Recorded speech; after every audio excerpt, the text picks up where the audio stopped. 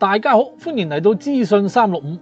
近日有台灣女生喺社交平台爆料，喺英國旅遊，同朋友從蘇格蘭坐火車落倫敦，竟然遇到一家極品嘅英國人，唔單止坐咗佢哋嘅位置，仲要賴死唔起身，連站務員過嚟都搞唔掂。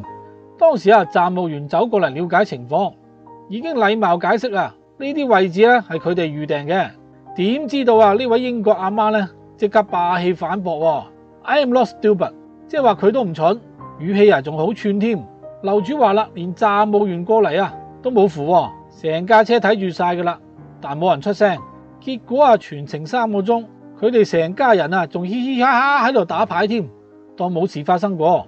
嗱，呢啲好明顯就撩交嗌啦，係嘛？但係你係旅客，真係唔方便糾纏嘅。如果揾呢個中國大媽出場呢，呢啲咁嘅西人呢，當堂就要讓位啦，行開啦，係嘛？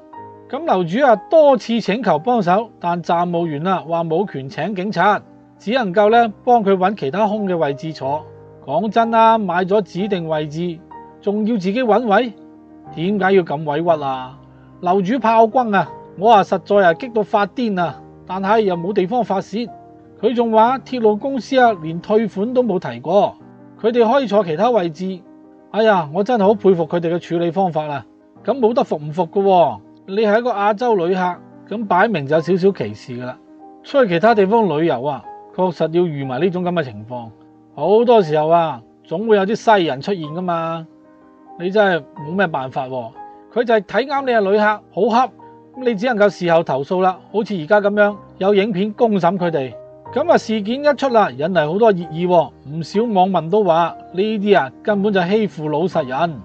有人教路，直接拍片投訴火車公司，問佢哋係咪歧視亞洲客人。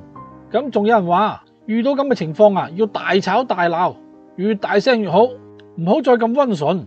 哇，咁現場咪要揾下睇下冇中國大媽，嗌佢幫幫手係嘛，俾翻少少錢俾佢，馬上即刻幫你搞翻掂啦。你信唔信啊？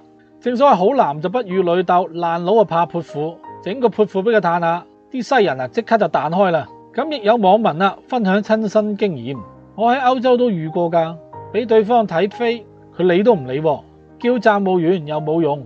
英國人其實好自我噶，唔守規矩。咁事主喺英國旅遊，本應就開開心心嘅，點知道遇到啲咁樣嘅西人，真係夠晒黑仔。唔少人話英國有禮貌，得個講字啫，仲話呢程火車搞到真係冇晒心情。咁其實我相信呢種情況係經常發生嘅，因為對方知道你係遊客，所以佢就恰你噶啦。